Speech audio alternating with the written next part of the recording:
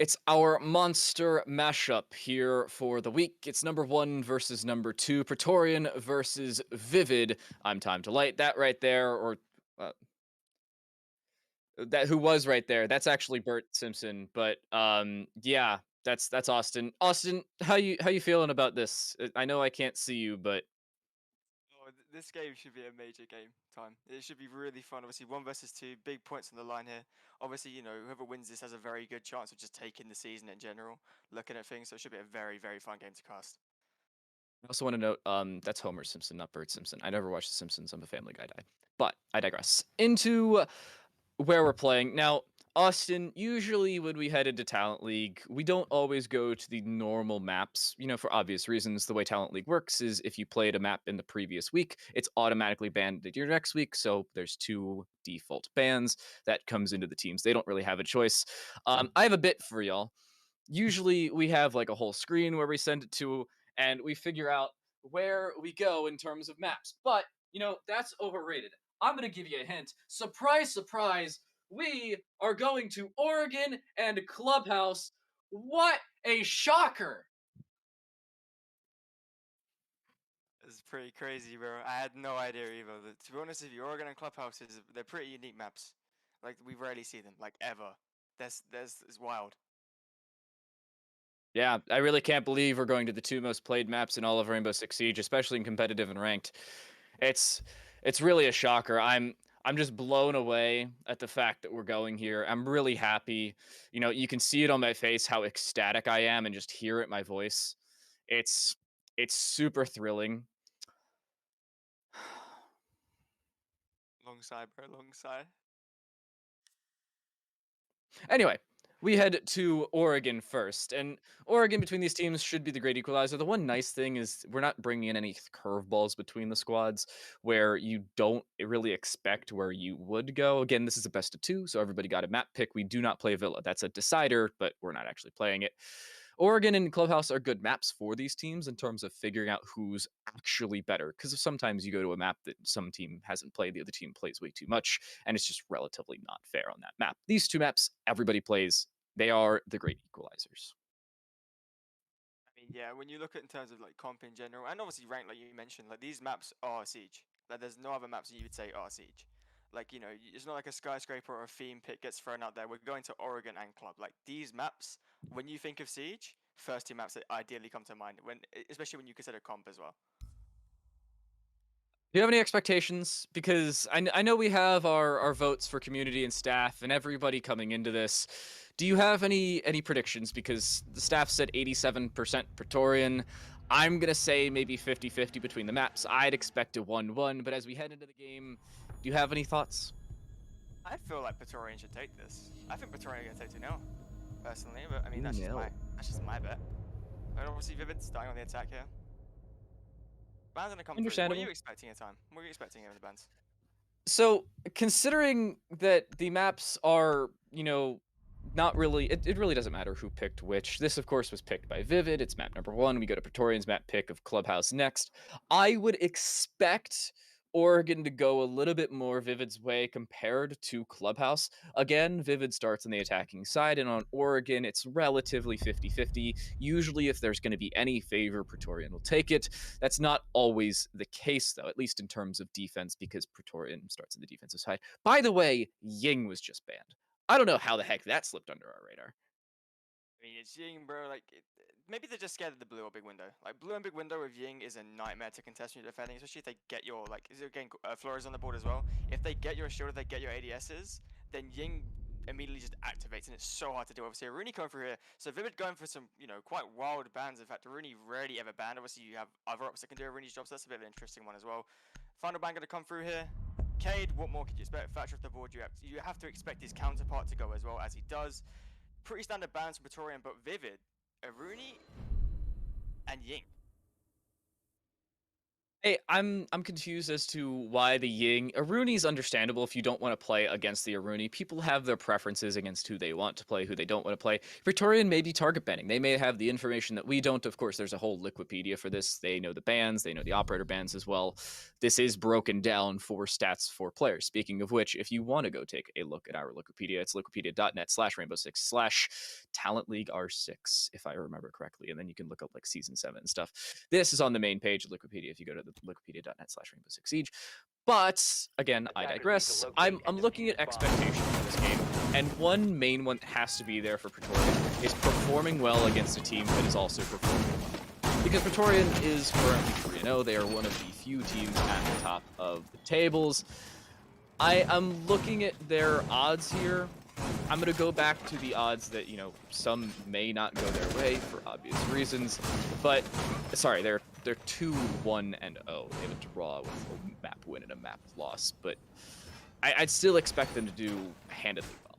10 seconds to go. Yeah, I mean, Victoria obviously being also a tier 3 Nats team in the Spanish league. I don't expect any less coming into this season. They should be Objective is to locate a bomb and dominate, defuse it. ideally. I wish NA had Nats or, regionals. Feels bad. Just a bigger piece of rock, bro. It's just one country. It just kind of sucks. We're an island, just really, really big island. Yeah. It's just broken down into mini little countries all over the place, each with their own ideals. Mini countries. Mini countries, he says. Jokes aside, into the map proper. Vivid bringing a relatively uniform comp for where we head. It is the bottom floor as the opening defensive site for Praetorian. Understandably so. They like to start out on the bottom. Hey, you do you, I suppose. Buck on the board for that soft breaching. You have the Twitch to allow for the hard breaching. Speaking of hard breaching, there's the Hibana keeping her space away from the hatch, yet still opening it. Spatially aware, I guess you could say. But Austin, with this current attack, I'm not expecting too much different out of Vivid compared to what we usually see. And I don't know how I feel about that, because yeah, you can run your normal attack. It's called a default for a reason, but it's just not fun. Yeah, I mean, this is kind of why Oregon's been given the name Oregon over time. These bottom floor attacks, they kind of all go the same way. You pick the hatches, you look for a push either down backstairs or blue, or you look for freezer or main stairs, or, just a mixture of everything, really. There's no real change in these bottom floor attacks. You rarely ever see a rush unless Blitz is on the board, which he is, so, could be seeing that later in the game, but right now they're just going for the default Oregon attack, really. Nothing too out of the blue. Welcome to boring. It's called that for a reason. The first part is boring. Literally the first part of every round is relatively boring. We haven't even had many gunshots fired at one another. You've seen cameras destroyed and barricades opened. That's the extent of gunfire thus far. It's still a 5 versus 5. There's still 60 seconds left. Austin, what's the call here? What does Vivid have to do to throw Praetorian off? I feel like Vivid really needs someone to find a pick from this. Obviously, Praetorian's sitting very deep right now. They're holding all these long angles, not really challenging anything that Vivid's doing. Vivid is looking for this challenge, and they're not being giving it by Praetorian. So we see Ayana here on these bottom freezer stairs, looking to swing out into anybody she can really get hands on, but no one's giving her that gunfire. So Rafa bouncing between these back pillar and freezer stairs, but no gunfights really going on. See Dallas looking to engage here, but again, no one's going to swing it. They're just burning more and more time here. Utility being thrown in, they'll start to initiate. The Magnets have caught a smoke, and Mats has been caught by their teammate. Down goes, I think, no adrenal surges for you as you decide to push in. The Hibana already opening things above, and the opener goes the way of Joey. 2 as well, looking for more than just that, but it is a 3 versus 3 because of that early pick with that team kill, a 3K. Now for Dallas, looking for even more. Up onto a quad for Joey as well. Bombi, 1 versus 2. There's the first, no second for you. It's Joey with the ace. Vivid take the opener, the multi-dimensional attack, the catalyst for their success, and the Canadian pulling out the ace. All 5 kills going the Bucks' way, and Vivid take the first round. I mean, from the way that attack was initially shaping up as he first on the clock, all defenders left alive, no picks either going any way, obviously other than the team count on Mats, which is quite unfortunate, but either way you look at that, ace from Joey. Obviously, I believe he did just drop the E-box hatch and or go down backstairs, and go absolutely huge on that highway picks. But I believe we may be seeing a rehost here. We are looking at a rehost. So if Oregon couldn't get any more boring. love Oregon. It always happens at Oregon. Any map, you can guarantee a rehost. Oregon is that map.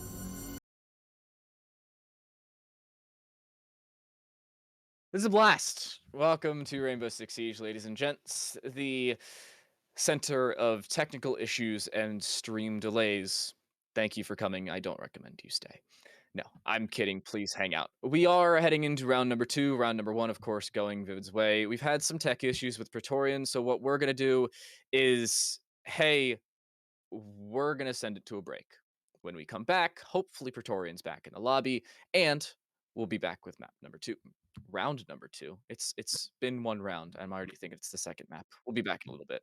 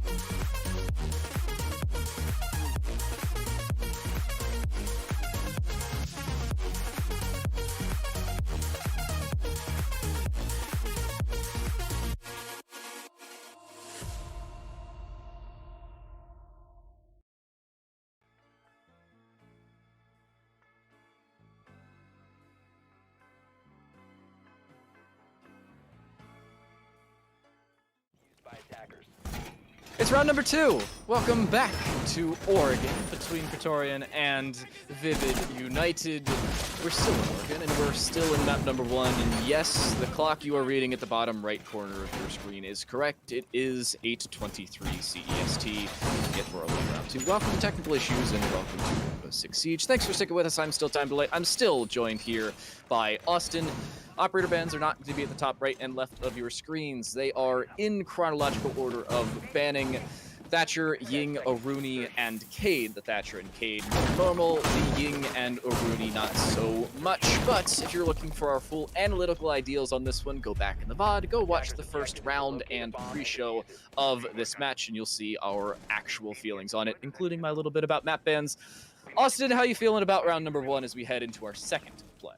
Okay, well, round number 1, despite the technical issues, massive ace from Joe. If you guys missed that, go watch the VOD. Huge. Obviously, again, Vivid. What actually looking like they should have taken that round.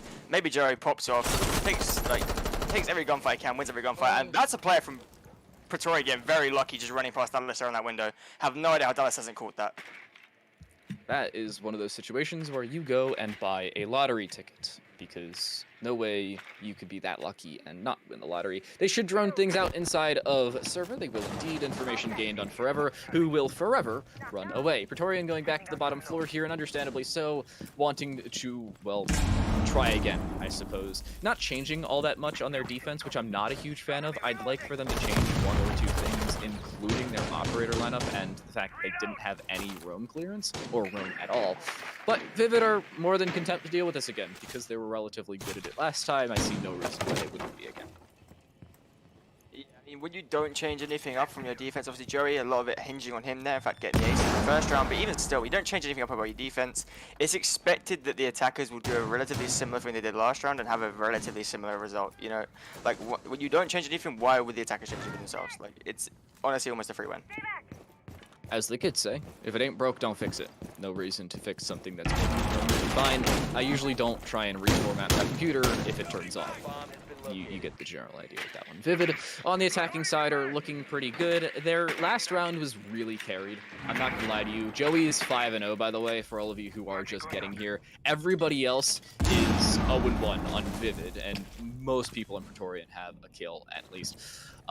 This scoreboard doesn't really matter after round number 1. You get the general idea. I'd look at Joey to frag out again. Again, that soft breaching is there. You have the hard breach utility in terms of the hard breach tool. Secondary gadgets are amazing. Again, I'm still looking for Praetorian to win this round. This is the bottom floor of the most played map in the game. They should be relatively sound on it, with Forever finding the opener. It's exactly where they want to be. I mean, Matt's going to be first down yet again there, just pushing up those backstairs, getting a bit aggressive and catching really Vivid off guard. Obviously, Vivid looking to hold his angles and not really challenge themselves. As we see this, Mr. East going to be walking up beside a freezer here, looking to get one of these head holes. Not going to be swung. One player over on that box, and Bombi looking to reswing as well. I can't see this going off around us. He's just voting to hold this angle a bit more aggressively. Forever wants to swing this. So does Bombi just sitting there patiently. 9 seconds left on the clock here. Vivid really not doing much right now. Over the engine, so they need to drop this hatch. Maybe Joey in the site right now. Just gonna back out as the smoke comes through. Now let's get picked there. Rafa retrades onto Joey. 4v3 right now in favor of Praetorian. 3v3 now as Bobby disconnects. That's gonna go down to Rafa. 3v2. Nowhere to really go for Vivid as he's just locked out inside a freezer. Operators, you are out of time.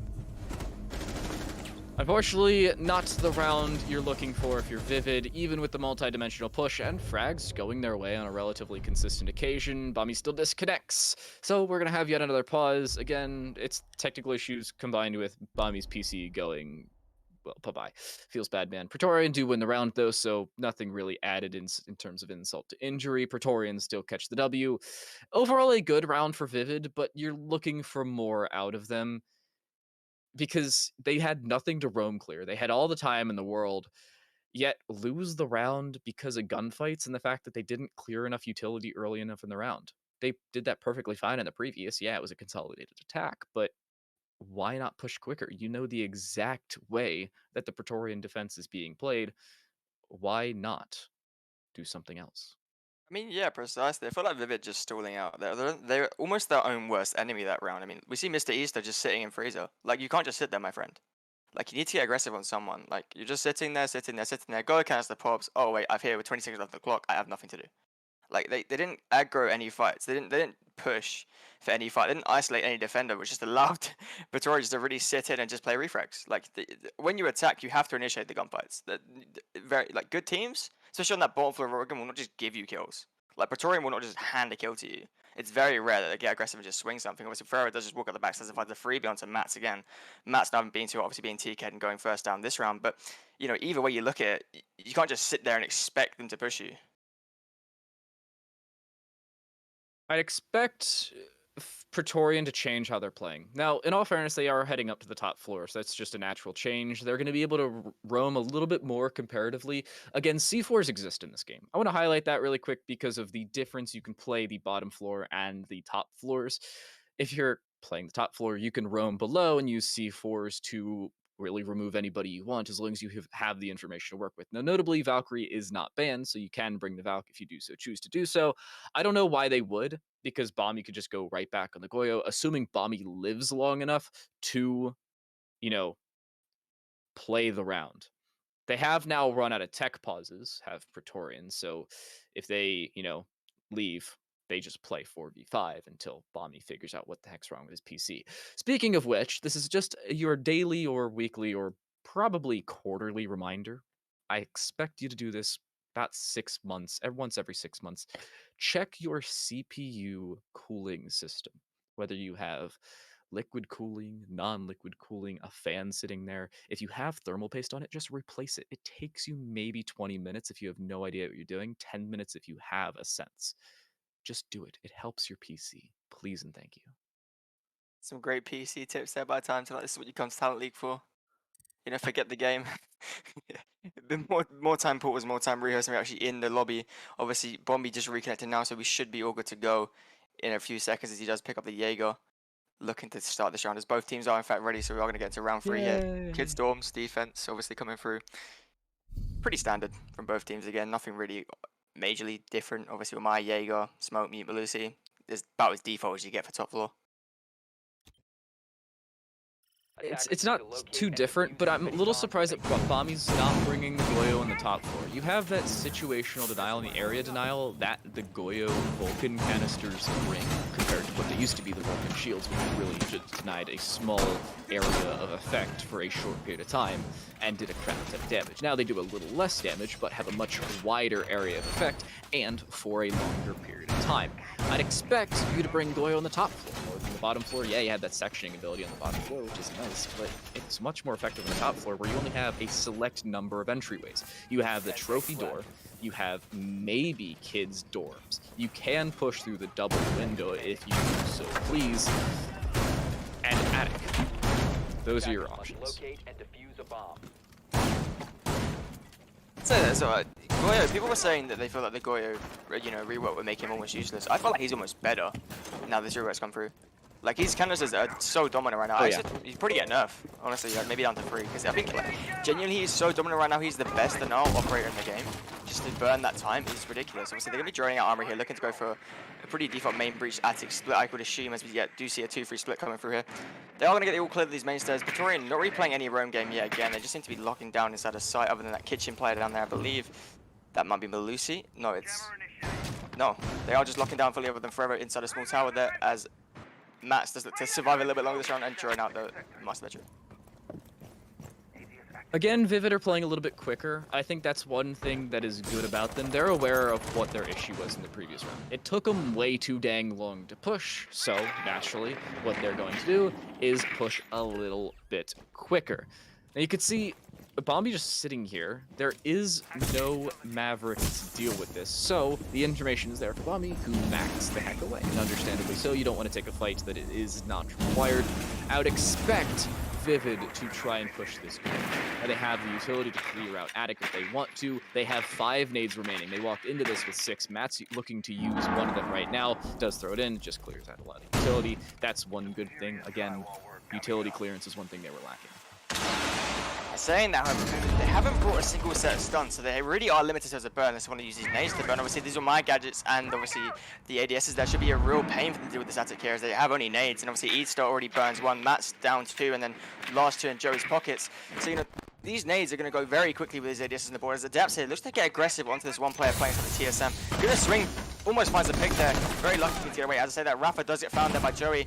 Mats finds one as well onto Dano. That's that TSM player locked up. They're looking to enter into main breach here as Bombi though does refrag, and he takes two, and then Fruit comes up the main stairs, completely switched into Praetorian's favor as Coles, Bombi, and Fruit closes out. Adapt's going down as well to believe Fruit below the breach as Mats comes downstairs. Obviously, he rotates off to Zulu. Forever getting away with that one.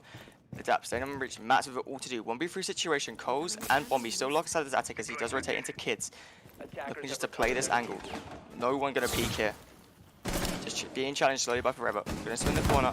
No one found Adapts. Does get revved there by that Thinker Boost. 2v3 situation here. Adapts still has main breach open, remember, so he can push in from that main breach. Being held though from top white and Kids. It's gonna be a very hard job. As Bombi there swings from attic as well.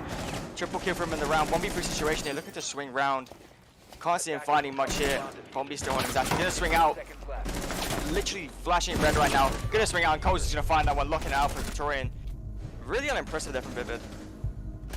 Again, Vivid not take too long this time, but they do lose gunfights and don't get that sectioning power. Instead of pushing well as a team, as we saw in the first round, really confusing the heck out of Praetorian and forcing them to take multiple gunfights at the same time, Vivid decide, oh, let's push one by one from different points of entry, allowing Praetorian to really gather their wits about them and figure out where they want to play. Praetorian, again, taking good gunfights at good times, not allowing them to be collapsed on from multiple angles at the same time.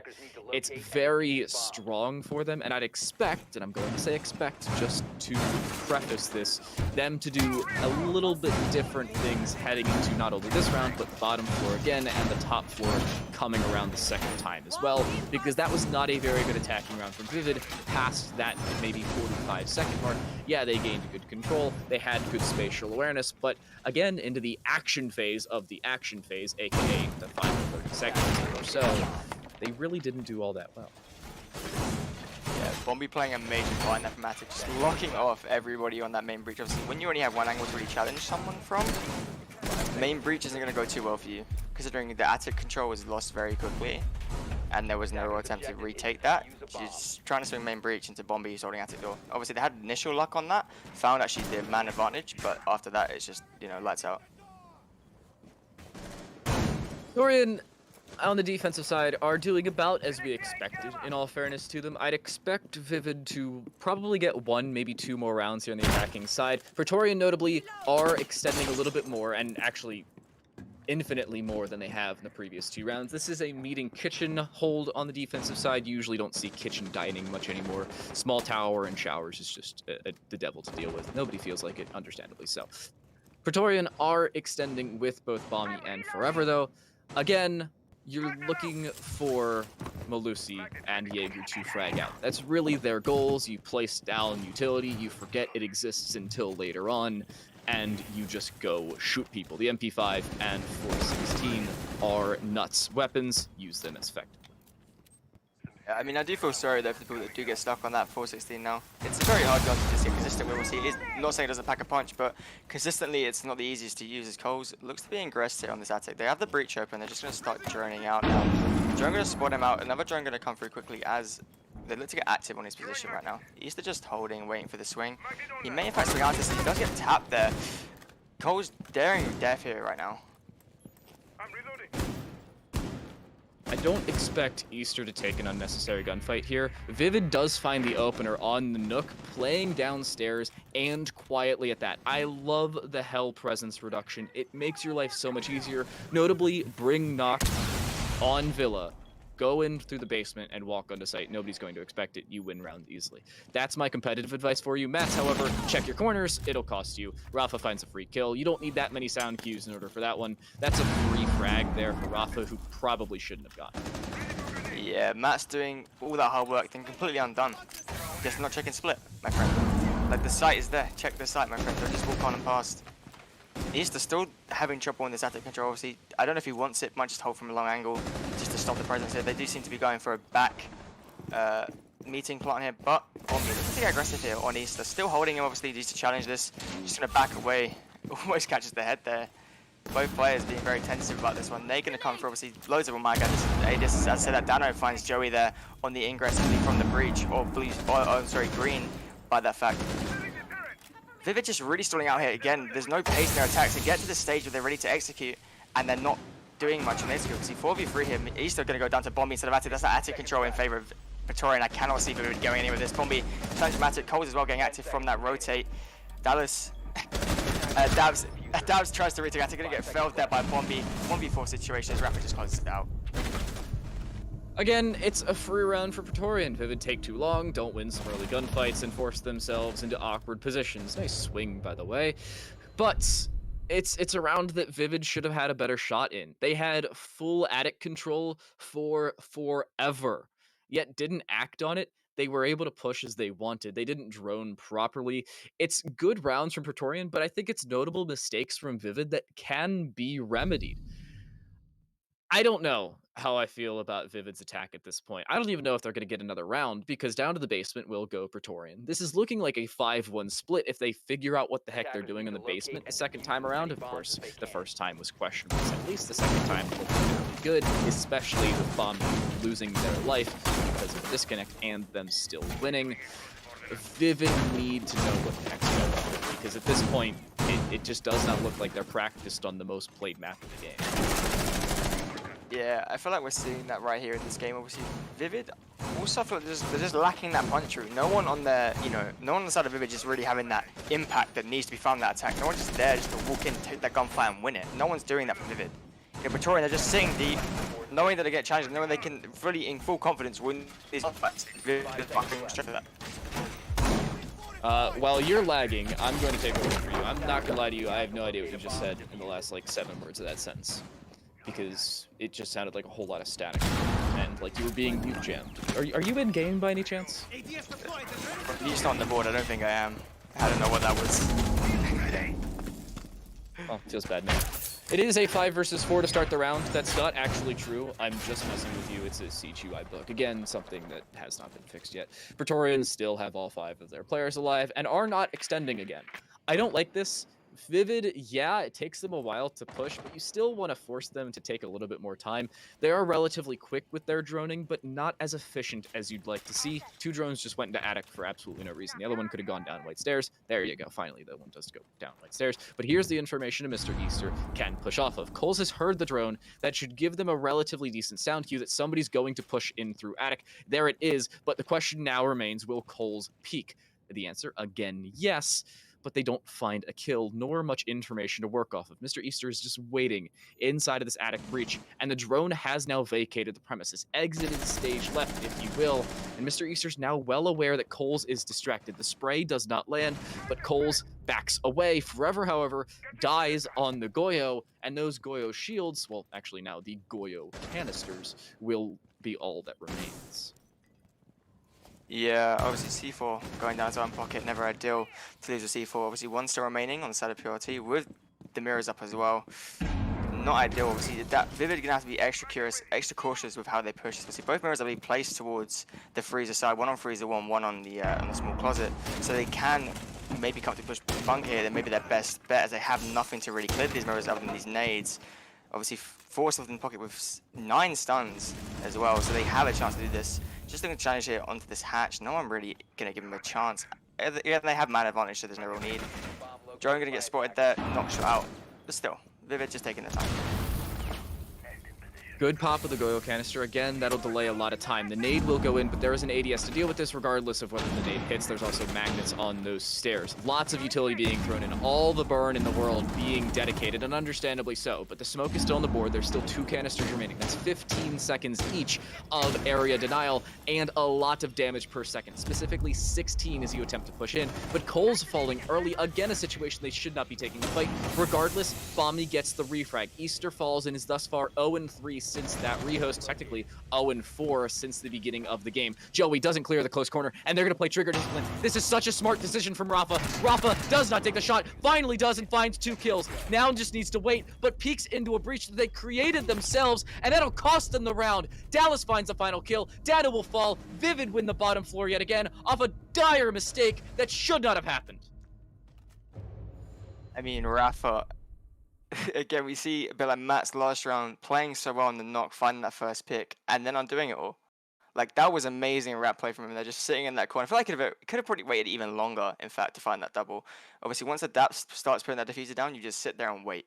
and wait and wait and wait. And if you get found, so what? It was a good attempt. If not, you win the round. Like, they had so much more time to play with there. And I feel like, you know, he did the hard bit and then just got a bit too greedy and just went a bit too fast. You know, if he just waited a little bit longer, you know, rolled the dash a little bit longer, he would have come away with a win that round. You feel bad, but at the same time, it was a good play. Rafa tried it, yet was unsuccessful later on in the round. The entire goal of getting trigger discipline to go your way is to allow yourself longevity in anonymity. Now, the reason I say that, the way I just did, is you want to be able to take gunfights without your opponents knowing where you are, and possibly extending that into multiple gunfights, one, regardless of whether your opponents are shooting back. At that point, it's just a massacre, as we saw in the Habana and Buck. It was a good decision to play trigger discipline, but the way they moved around was probably not the best idea. At that point, you could probably move into E-Box, take a fight around towards Pillar.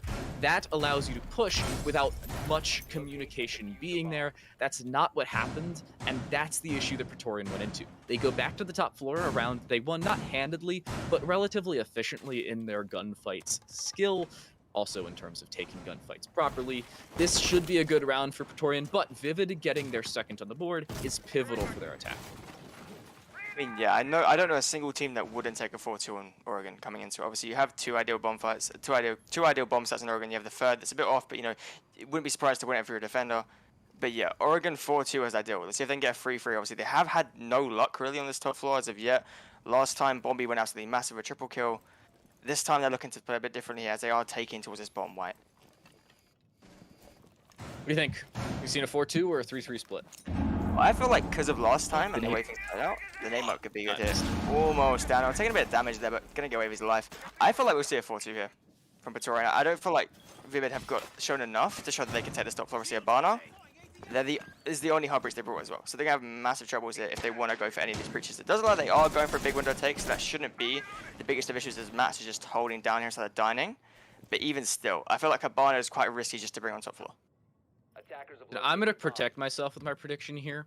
I'm going to say that if Vivid clear out Forever quickly and get good overall map clearance without losing too much time, they're in a good position. They are already 90 seconds gone, though, so with just 90 seconds left in the round, they're in an awkward position. Dallas does get the kill into Forever, though. Playing that front door is pivotal for this attack. Removing the Malusi as well allows them to start pushing through. Now, Malusi no longer has that C4, is relegated to either barbed wire or a deployable camera, if I remember correctly, but regardless, Malusi being off the board is a great start. Matt's, however, dying, not a great trade for the attacking side.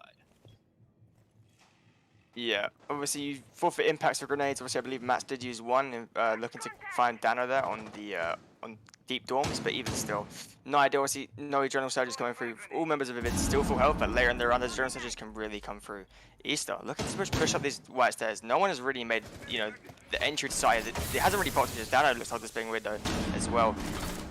Coles, Easter not having a good half here. 0-6, I believe, or 0-5 even. In these rounds, not ideal for him. Going to be going down first. Going to be going there. But Vivid on top white as another player. Let's just push up here into Cole's. Jaws open, waiting, ready. I can't see this going any other way. This is, again, an awkward round for Vivid. I don't think they're going to get this. As much as I'd love to say that Vivid can come back into the round, they're in an awkward position. Adapts his, yeah, you have 100 HP and all of your ex-Kairos, but you're going to push into a double window. It's going to become a meat grinder Praetorian. You just have to watch a singular position, and it's free pickings. Dano, with some insult to injury, a knife to close it out. Even Flash, they did perfectly fine. A good down and a good knife to clean it all out. Praetorian do indeed get the 4-2 split, and both teams are going to be relatively happy with that. Praetorian would appreciate the 4 rounds. Vivid on their attacking side, 2 on their own is not the best, but certainly not the worst, especially on their own map pick. They should be much more confident on the defensive side. I mean, Dano just showing there that a 6-inch blade does not, in fact, need reception. You're saying 6 inches is, you know, a decent size to deal with people? I feel like with a blade is pretty good. I don't know about anywhere else, but blade is pretty good, I'd say. Pretty solid. Good entry point. Frost it deep enough. Protect your bombs from being defused by attackers. I'm gonna let that one sit there for a second. Just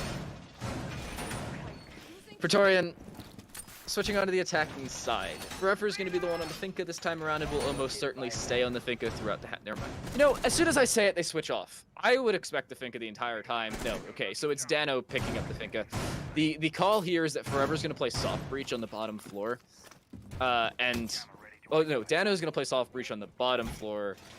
Forever's going to play it on the top floor. They were expecting the bottom floor, as that's where Praetorian started things off on the defensive side. Now that Vivid head onto the attack or the top floor, and well, Praetorian has that drone phase to allow them to attack a repick. That's exactly what they do. Forever switches from the Finka to the soft breach. Dano switches from the soft breach to the Finka. It's Buck and Sledge, respectively, in terms of soft breaches between them. I like the call. I like that they also know what they want to do between the sites. That shows that they're prepped. I mean, also, there's a knock. There's a knock in play. Like, the rat is unreal. I expect, you know, maybe a bottom floor lurk or just a walk up main from this knock. Obviously, Oster as well. Quite interesting for top floor. You rarely see it because of the vertical pressure coming through, but, you know, if it works, it works. Oh no. There's someone behind him. He has no idea. He has no clue. Okay, it's an Iana. I almost lost it. I thought he was going to get killed by the Iana just running around the corner. That would be funny. I'm not gonna. Yeah, he almost got a big side there. A bit preemptive. Easter's still 0-4, technically 0-5 on the game. Not a great showing for them. They were playing the Iana, which really requires you to frag if your team wants to be successful, and they just weren't. That's the issue they're going to run into. Cole's now in the Iana, looking to frag for their team to be successful, but notably Viv is playing much more of a roam presence, so that could be interrupted much earlier. Two different players on the first floor, one in towards the kitchen, the other in towards the meeting hallway, looking to lock down, ironically, the exact same position, but Adapt's falling early, not a great start for them. Rafa on that double window, playing behind that Talon shield is a great start for the squad. Praetorian finding an opening pick and a lot of map control to work with. Easter roaming will fall. Joey already down to 50 HP as Cole's nade will indeed finish off Mr. Easter. But this is an awful position for Vivid to be in entirety. Joey has to drop down to the bottom floor just to rotate away. And Austin, this is such an awkward position for Vivid to be in because they have two players on the site. It's a 5 versus 2 if they decide to push it properly. And it's just not a position you want to be in. No, we're seeing Praetorian do what Vivid couldn't. Obviously, Praetorian not giving Vivid the chance to clear them on roam. Vivid have given Praetorian that chance. So we've just shown why Praetorian is so good. They've just cleared that roam so effectively. As I said, that Bombi rang on the knock, gonna find Joey on that bomb for rotate. Now it is, in fact, the only two players locked inside of sight here for Vivid. Buck making a lot of holes in this floor, make it harder. As Dano finds Dallas as well. Mass in the 1v5. I can't see him winning this.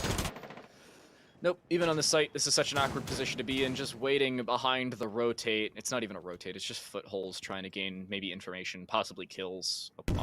Oddly, a combination of the two. We'll find a kill down below. Forever does fall, but the bomb is going down, or the plant is going down, the diffuser specifically. Again, doing a little bit too much Counter-Strike, but shot still landing. A good round overall for Praetorian, and that's much different than what we saw from Vivid. Vivid on their attacking side would take way too long to clear a roam, if there was one at all. They would collapse outside of the site, and understandably so, now Vivid are calling a timeout. I can't say I'm too surprised either, because that took them way too long to try and set up their roam game. Praetorian, on the other hand, took care of it. And quickly at that, now Praetorian looking really good as Vivid go back to the exact same site with the exact same operator composition, a carbon copy from the previous round. If they don't change something up, I'm going to lose it. I mean, at this point in the game, obviously, Eastern not having a hot game. I believe 0-6 right now. I feel like it's time to think about a role swap for him.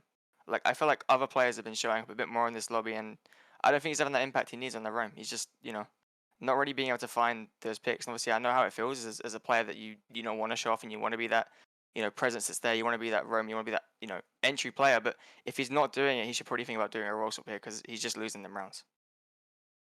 I understand why they would want to do a role swap, and on the other side, why they wouldn't. So now, role swaps are a very fickle mistress, because if you end up pushing for the role swap, maybe a player who's performing halfway decent on their own role in how they're effective, maybe support players supporting properly without needing to find kills, versus, well, the fraggers not finding kills at all. The supports wouldn't have that support for the rest of the team. And yeah, the team losing rounds is not a great position for them, but I think roles are there for a reason. So it's really up to the team and how the IGL would want to switch things. If the IGL happens to be the fragger, then you're really thinking of a role swap. That should not be a thing. Please don't try and frag and IGL at the same time.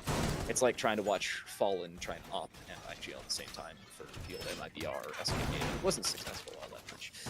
Yeah, you get the general idea of it. But I'd still like to see Vivid try and switch things up, because at this point it couldn't hurt.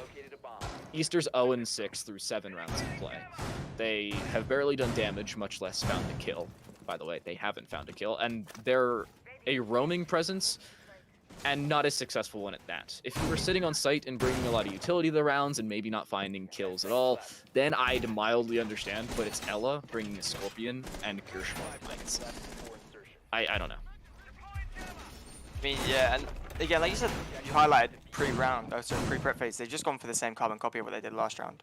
I really don't expect this to go any other way for Vivid. They're doing the same thing. They're holding the same extend. They're looking to push everything. As I said, the Easter does get a bit aggressive here towards the small tower, maybe to catch one from the entry. But Cole's last time did just chuck an climb through here. Don't know if he's gonna do the same again, but you know, I would expect it to be spotted out relatively easy here. Again, it's a situation where Praetorian are very quick with their roam clearances, and this is a map that everybody plays. So you don't have that map pick advantage that you would usually see on a team like Vivid, who may pick a map that's not in the map pool for everybody. Oregon is played by everyone. I again want to preface this because it's Oregon.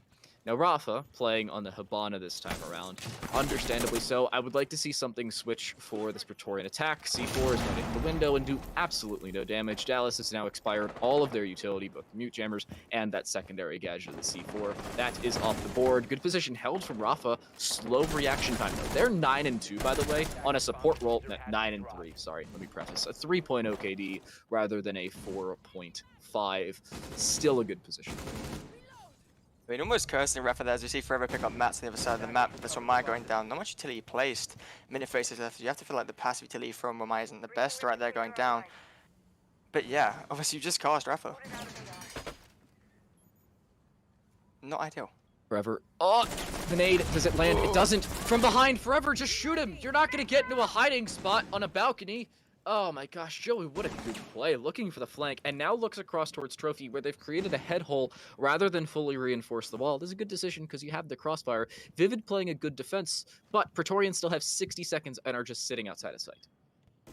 Yeah, they're playing the Vivid of Siege right now in their attacks. We're seeing what Vivid were doing right now from Praetorian. They're just being rather slow. Obviously, they haven't really had the entry punch this round. They're kind of lacking kills. As I said, that Easter, I believe he's just holding towards his bomb. White Stairs going to be the next ingress on Zulu. Might find a pick here, but Coles absolutely smokes him. Good night, my friend. The nade out, opts not to use it, of course has no information as to the whereabouts of people behind him or in front of them, for all fairness. Dano needs to push without the team, though. You're the knock, play quietly while the rest of your team stomps around like a herd of elephants. That could catch Vivid off guard. Again, nades being prepped. Nobody's over there. They just need to drone it. They do not have that many drones to work with. There's still one drone on Coles that they can move around. They need to both clear out the Banshee that they no longer have a nade for and push up White Stairs along with the trophy side. There's that Gershmont mine. They're looking to now prep nades across. Again, they don't have information off of this, and there's only 10 seconds left. Praetorian, prioritize your abilities. Dano looking to push through straight through the rotate. They will get in there safely, and the diffuser's starting to go down. Adapts will get a kill across, looking for even more, but Bombi planning the diffuser will be unsuccessful in doing so. Joey with a double on that RG-15, a good double at that on the Malusi. The swing across successful as well. A good defensive round for Vivid. Questionable decisions from Praetorian. I mean, yeah, I will say that round did get very scary for Vivid towards the end. There was with Coles finding that nade kill to swing the advantage. Praetorians were obviously, but the time does become your sixth man when it gets to that stage. And obviously, massive play from Joey there inside of Attic. Joey obviously finding the flank. Whoa. I am Whoa. not a six man for anybody. I'm a caster. Oh, apologies, time. The timing game, my friend. Yeah. The sixth man for the defense. When you get to that late in the round, obviously it does swing your advantage, but still. You know, Joey going absolutely massive there in Attic, finding the first pick on, I believe, Forever on that highway window, and then, you know, following up. Yeah. I can't really comment on that. Just amazing plays with the RG-15. Pretoria now have to attack the bottom floor, and I was talking about that switch earlier where Forever has to switch to the Finca. I like this decision, but Dano now on the sledge means they're missing that extra set of hard breach that you'd usually want to see. Now, the notable part is Buck is not a hard breacher, just has hard breach utility, or the secondary gadget of a hard breach tool. There is not an extension in towards dirt. Thank you very much, Wumby, who, by the way, is our observer and an amazing one at that. Wumby is observing things in the background. Usually a caster out here. We've got him to press buttons for some reason. I don't know how he pulled that one off. Trippin', high five to you, convincing you to pull that one. Observing. It's a bit more than pressing button, I think, time. I think you need to give him a bit more credit than that in the day. I mean, I observe, it's just pressing buttons. Okay. Buttons. I like Now, buttons. albeit it's strategically pressing buttons with good situational awareness, especially in the game of Rainbow Six Siege without a map around you, but it's pressing buttons nonetheless.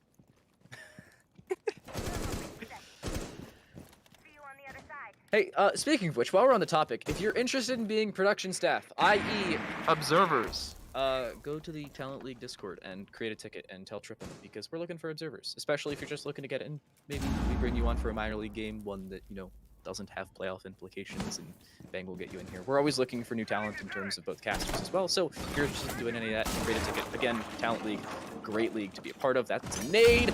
Easter can't back up, has to walk straight into it, but Dallas gets a good C4 through. Dano is dealt with, a good opener, and well, Dallas backs the heck away. Good hatch opening. Again, Praetorian would have opened that anyway. Why not use it for yourself? Good positioning, good timing on the retreat as well. Vivid, a strong opener, and a strong start to the round. I feel like kill almost has to be credited to Easter there. Easter doing a lot of work there on those top right stairs, baiting in the player, just to find the freest pick ever for Dallas. You know, Easter, we haven't sung his praises very much there, but that was very good from him there on those top right stairs. Good start, but again, you have to have that longevity about your team. Vivid, again, are on the defensive side of their own map pick, so it's looking a little bit better than it is on the attacking side. They've actually dealt with those X-Kairos pellets on the wall and have shot across from the long hallway of the freezer, looking to do a little bit more with it, though. Freezer is a precarious position to both take and to deal with over a long period of time. I'm not expecting them to hold it forever. Yeah, just look towards the doorway, look towards his head. Cole's questionable drop from him. They're gonna get down by Dallas on those freezer walls. As Rafa just is on the bottom of the stairs. Dallas, my friend, that's also bad from you as you do not manage to get the Habana pellets, just exposing Easter as Forever does find Dallas not having a hot moment there as Rafa also swings into Easter.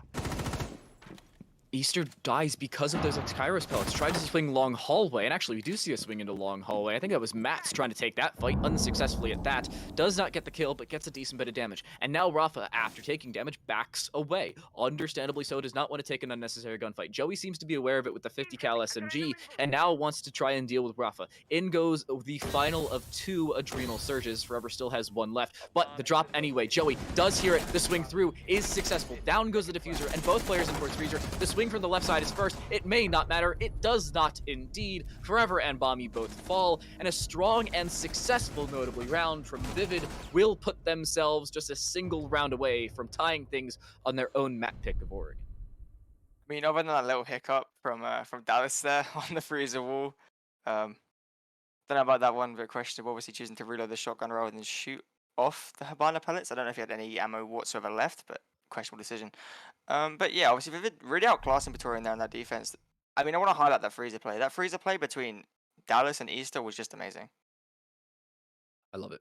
It was a good attempt at pushing out of the freezer there for Praetorian, but an unsuccessful one notably. You can try as you might if you don't get the round win or the kills you require. It doesn't matter.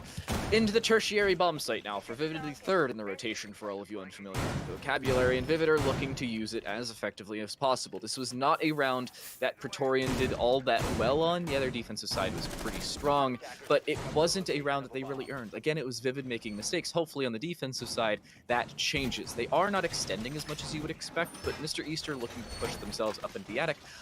The question now, hey, Bumpy, could we take a look over at the end of the attic in towards Big Tower? I want to know if they reinforce that or if they want to try and play it as a rotate.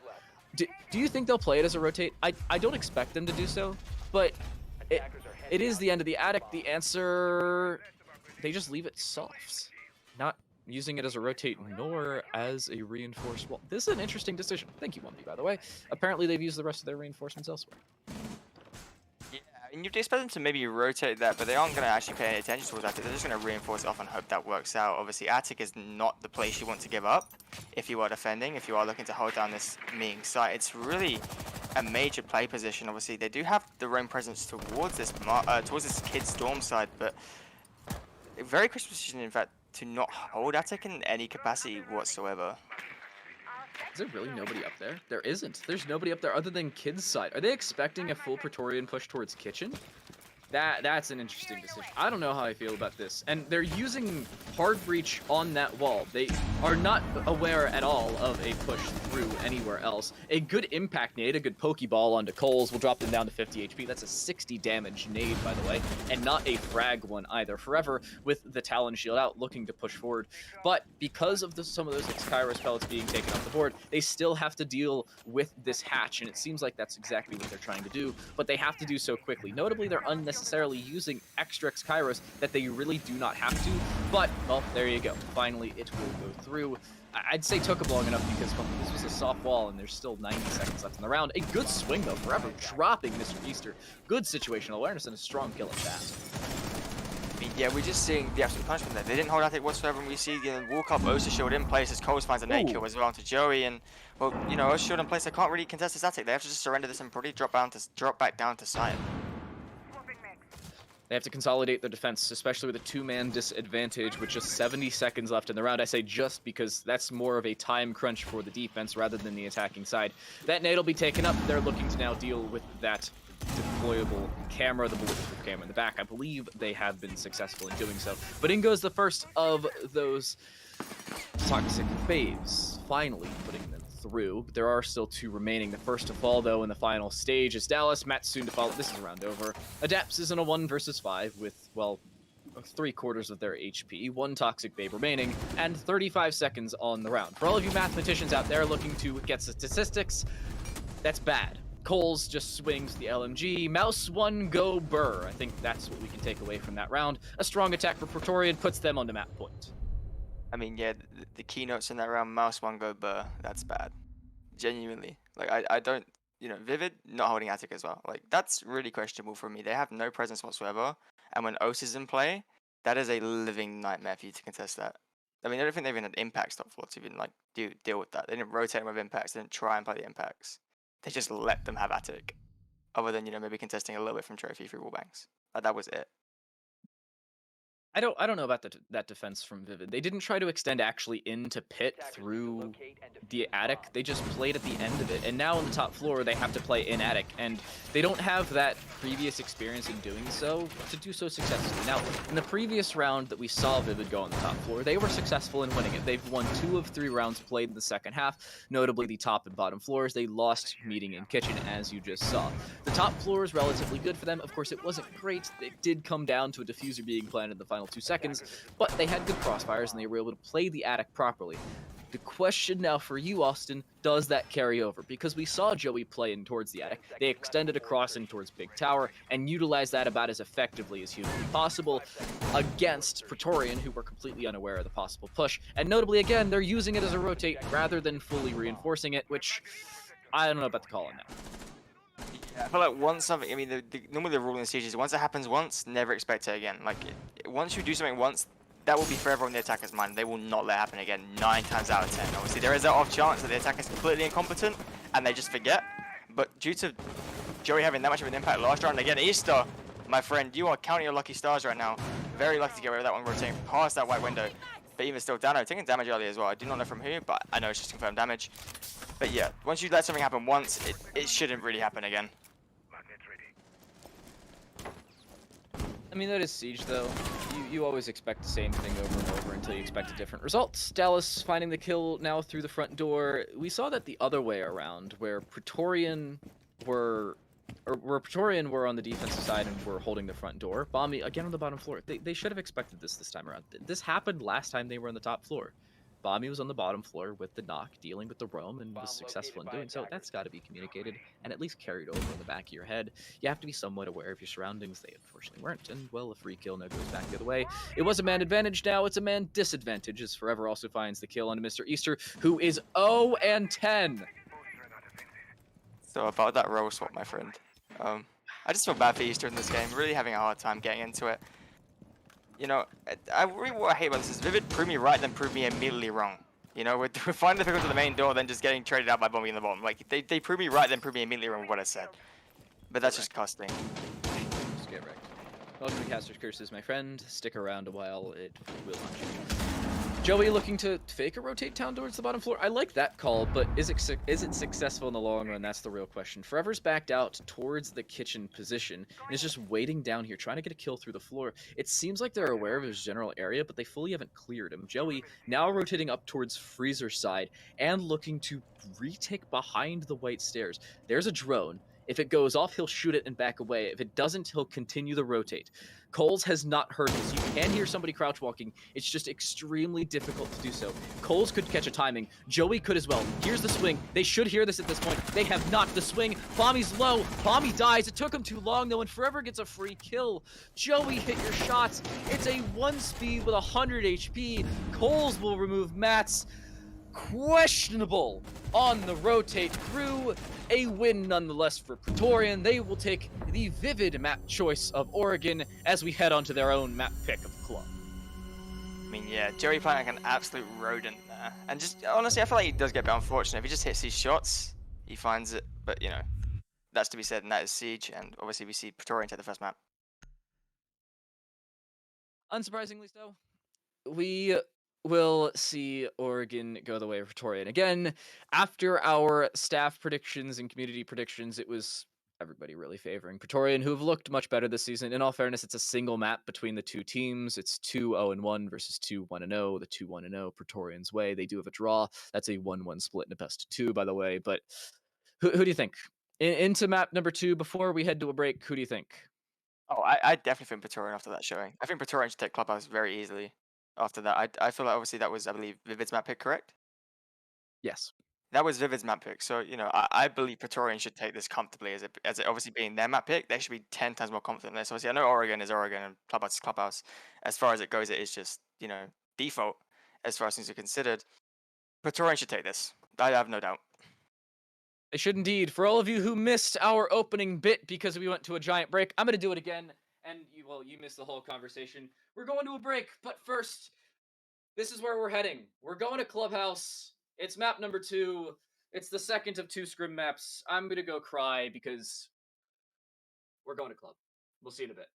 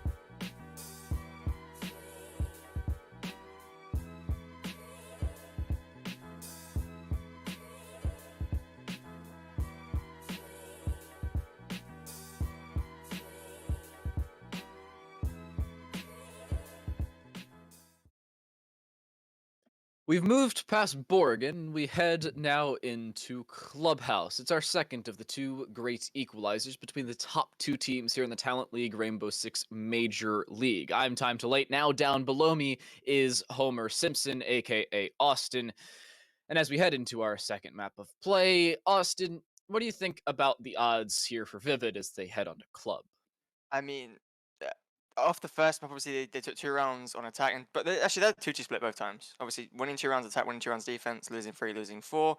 Not ideal. Obviously, we saw their attack wasn't exactly the best attack showing, but if I'm with it right now, I'm worrying because Praetorian absolutely dominated.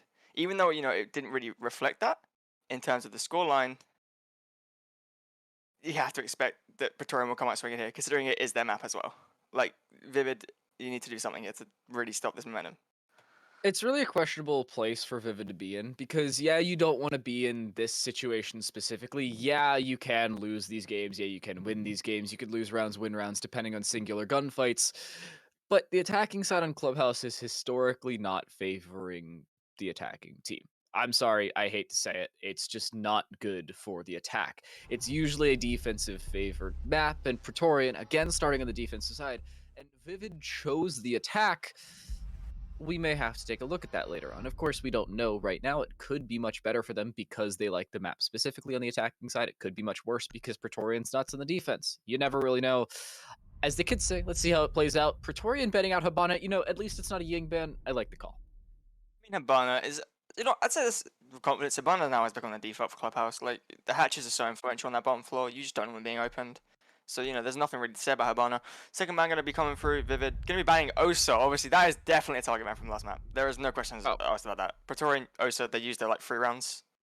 It's, yeah, no questions asked I about that one. don't I don't like playing against Osa at all. It's a devil, and understandably so. Vivid don't either. Their second defensive ban, or their second ban overall, defensive ban will be Mira. We did not see Mira banned on Oregon, which I was a little surprised about. I didn't bring it up massively because it wasn't a massive point throughout.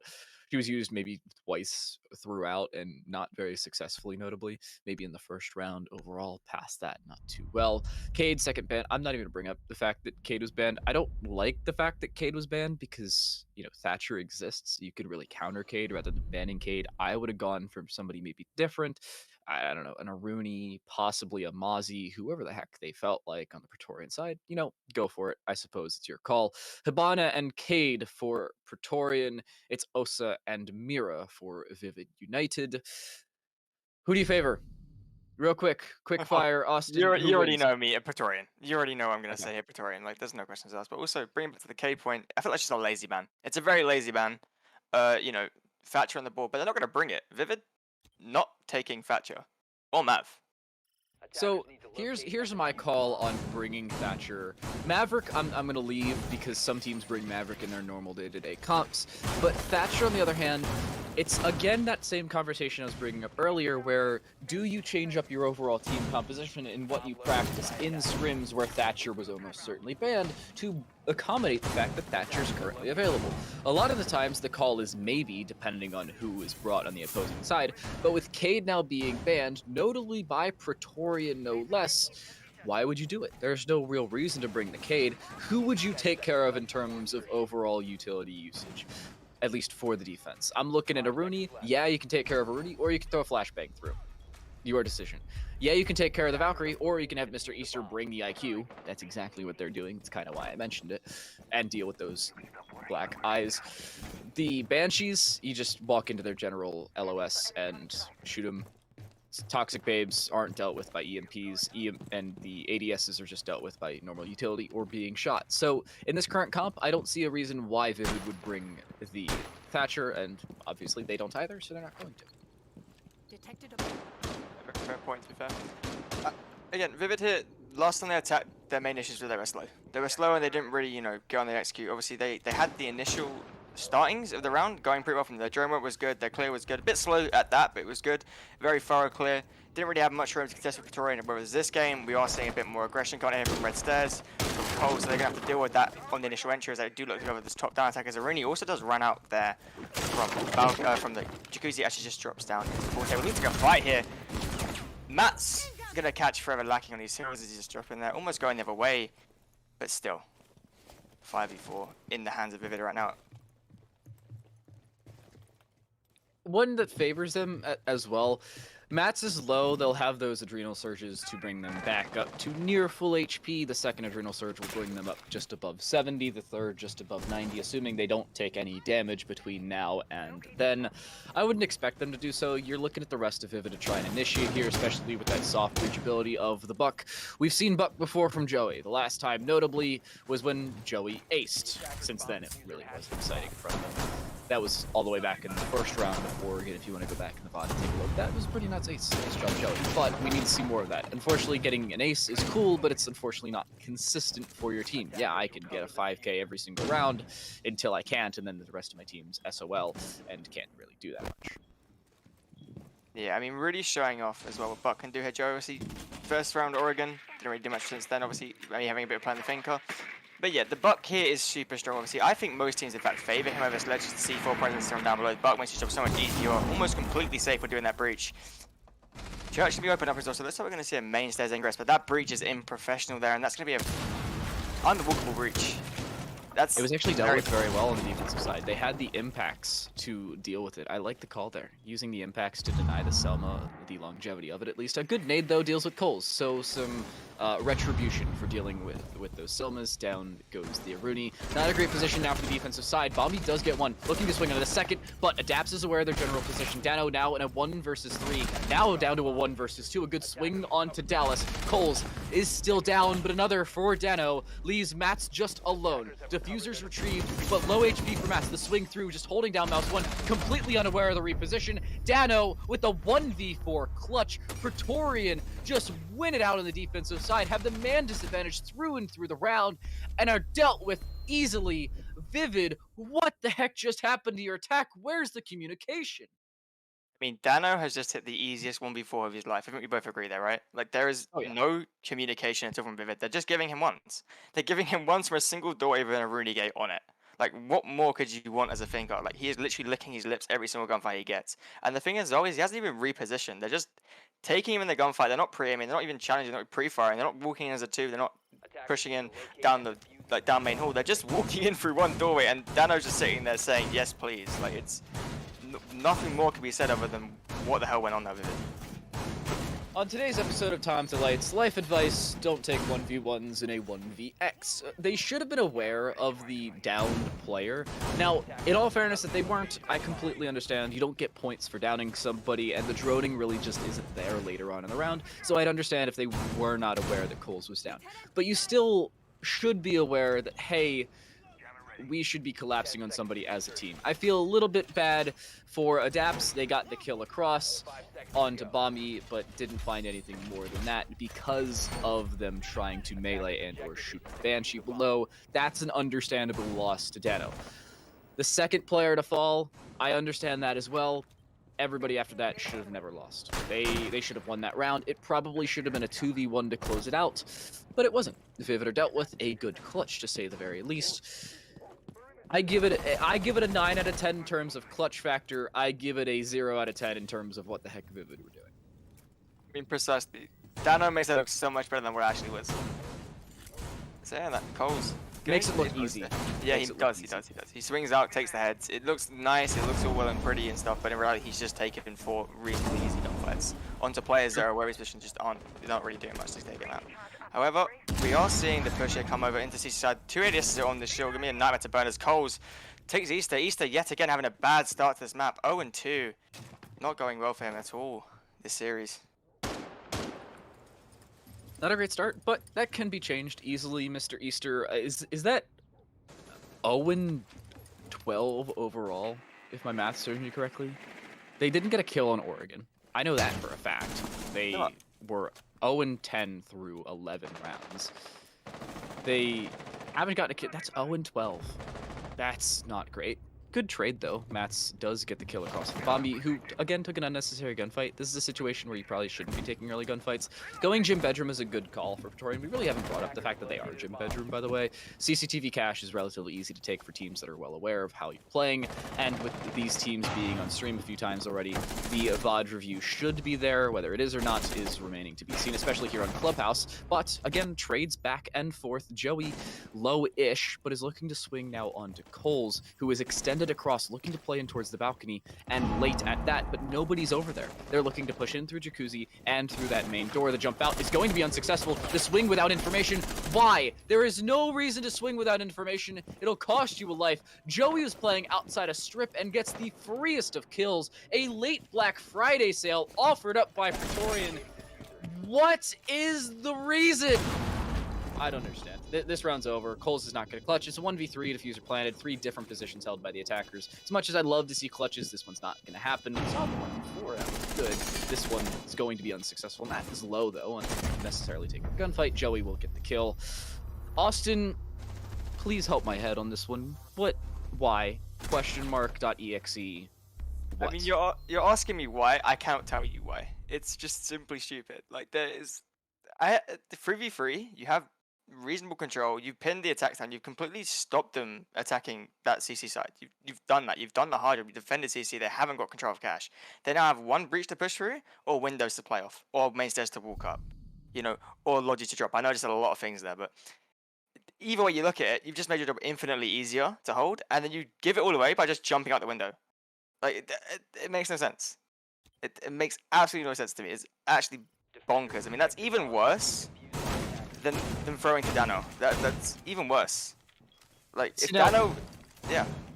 Here's my call on this one. If you were to have a single person jump out, and as a lone player, try and gain control off of information. Like, if somebody was sitting in Bombi's current position or Rafa's current position, and here's somebody on the balcony and wants to say, hey, go run out while I fake this gunfight, that's a good call. That is a good jump out off of good information. Now, I'm going to tell you right now, I know damn well they did not have that information, because Joey was sitting outside of Strip Club on the first floor. They were outside of the building.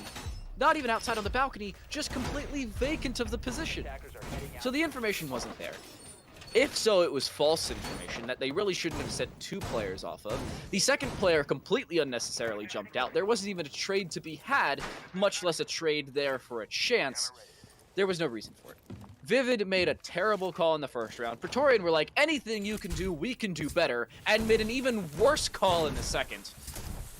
That was bad. I think that's it. Thank you very much for coming to my talk. Appreciate it, time. Appreciate it, time.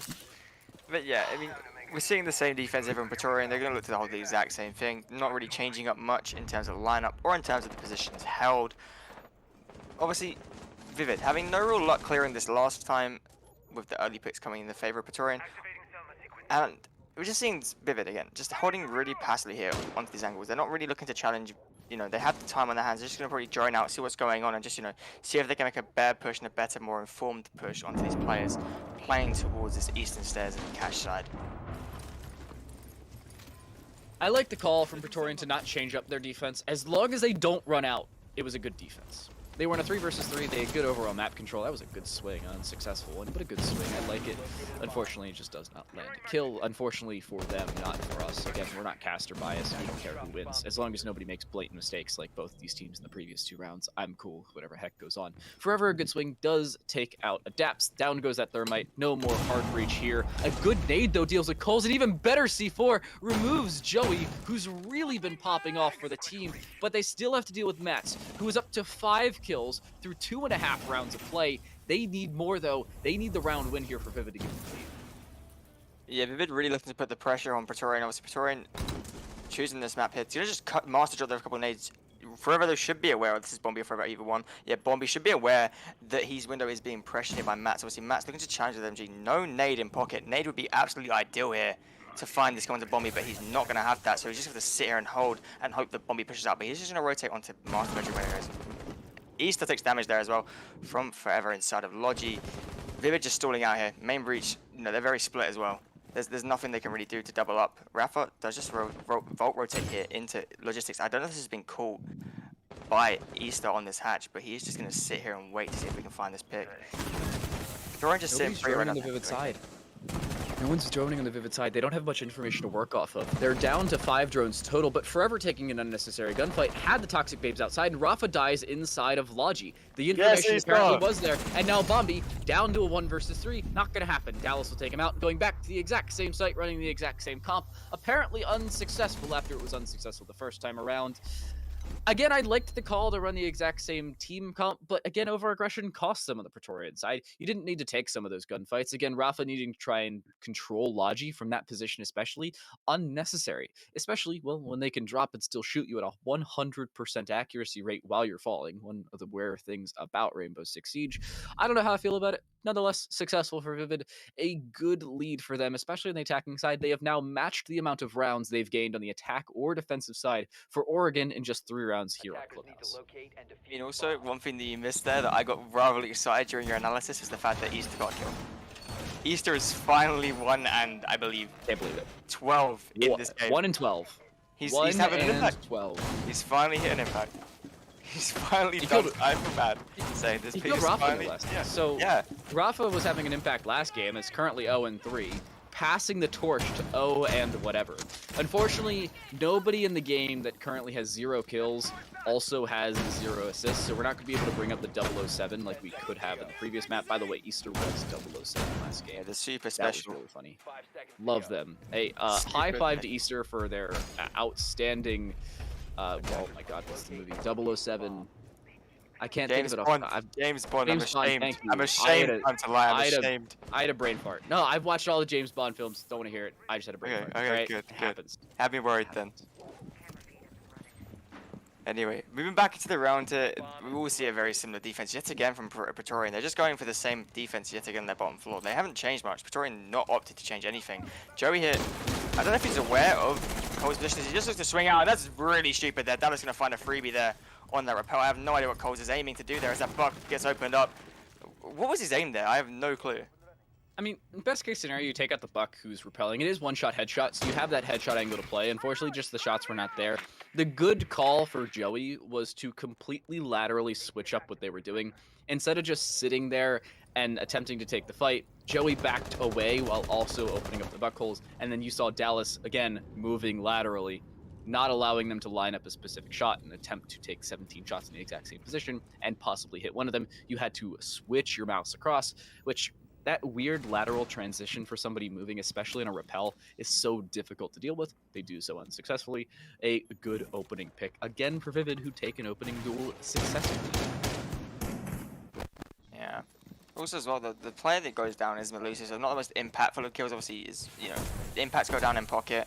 No one to impact you at the hatch, that's maybe a negative of that, but, you know, it's still not the worst player to lose first, but still, you know, Praetorian, we're seeing this trend. They just have this unnecessary need to aggress every single gunfight. As we see adapts, maybe looking to thermite charge this hatch. That's very risky pressure. No, it's not that bad. There's no C4 on the board. Buck comes through. As I say that, the C4 goes off. Pre-placed, obviously not going to catch anything for it. Very unlucky there. I believe that should have almost killed Buck. He's almost on top of that one. I have no idea how that Yeah. hasn't done more damage. It should have. I think it was. So the shrapnel spreads much better if you're also on the same soft breach surface that it explodes on. So if he was standing in the exact same position, but maybe 4 inches left and still on the floor, he would have taken a lot more damage. But since he switched to the freezer side, the shrapnel just went straight up through the floor and is a lot less effective compared to if he was actually standing on the breachable floor. It's weird siege mechanics, but they make sense if you really think about it. I prefer to not think, and that's why I continue to question things overall. But I was also questioning that a little while ago, so I looked it up. The thing actually works in Rainbow Six Siege. I don't know how. Oh, Bombi gets caught through a rotate. This is a good position for Vivid to be in now on the bottom floor. Praetorian need this round win for their defense to be good.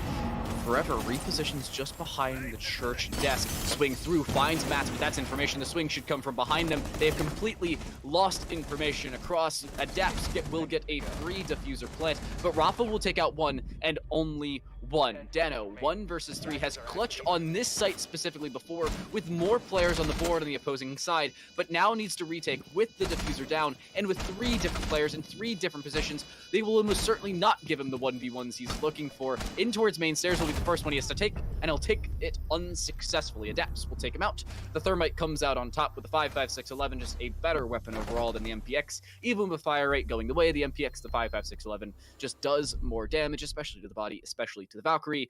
3-1 for Vivid, almost matching their current total, a best total at least over on Oregon. I mean, if I'm Praetorian here, I would switch up completely what we're doing. I mean, if you look at the rounds, it really should almost be 4-0 to Vivid. Obviously, we have Dano clutching the 1v4 first round on the map. Other than that, they have nothing really to show for their, you know, work. Other than the round where they threw 2 to jumping out of a window, which still baffles me. But yeah, other than that, they have nothing. So, you know, maybe a tactical timeout should be coming soon. I don't think Praetorian can hold this that much longer. If you go 4-1 down on your defense, on Clubhouse, that being said, is never ideal. Obviously, Vivid, they did choose attack. So obviously they are showing why they want to attack. They have been very diligent and very effective on these attacks as well. We cannot take that away from Vivid, but Praetorian not having the impact they had the first game, evidently, as shown by the scoreline. The call for Praetorian to go back to the bottom floor, I'm not going to say is a bad one, but I'm also not going to say is a good one. It's a questionable one. again, they're playing it differently. That's the one nice thing I want to highlight. It's not all that much differently switching Dano out from the Valk onto the Bandit. It's an SMG for an SMG and a C4 for a C4, but with the Bandit on the board, you have that hard breach denial over towards the church side. That's the call, and I like it. Now, they are keeping that far wall soft, and they still have a reinforcement to use. Whether they'll use it... Oh, no, it is not soft. I just can't see. Don't mind me. Blind to light. Yeah, I blind. That's a good one. I'll use that one for later. I'm gonna use that in my ranked games. Time to light, blind to light. Can't hit a shot. Forehead. Yeah. I'm gonna steal that. Well, no worries, my friend. But yeah, the Bandit being played here, but also we see Vivid also adapted. That's fighting forever again. You cannot continue sustaining this early aggression, Praetorian. What are you doing? Obviously as well. Back to mention the point, Vivid bringing the Thatcher now as well, which is what I wanted to see from the start. They have changed it up, obviously, they no need to bring it, but now this round they bring the Bandit, and what do we see? Vivid answer completely, they have the Thatcher on the board. So anything that Bandit could have done, Thatcher will sit down, walk down those stairs, be like, you know what, haha, here's my job, throw an AMP, everything done. You know, it's... Not only that, there's a fuse. I just want to talk about the fuse. Oh, It's yeah, the not fuse like as well. much strategical prowess. I don't even know why they fused out Kitchen. Nobody was in there. There wasn't any Bandit batteries or mute charges or anything of use inside of the Kitchen.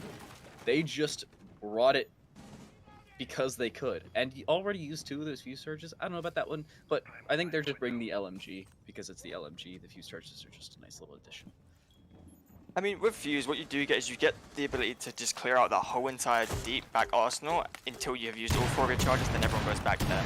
So if you can really time your drop effectively with those Fuse canisters to not allow them to rotate into that deep arsenal side, it can be so effective.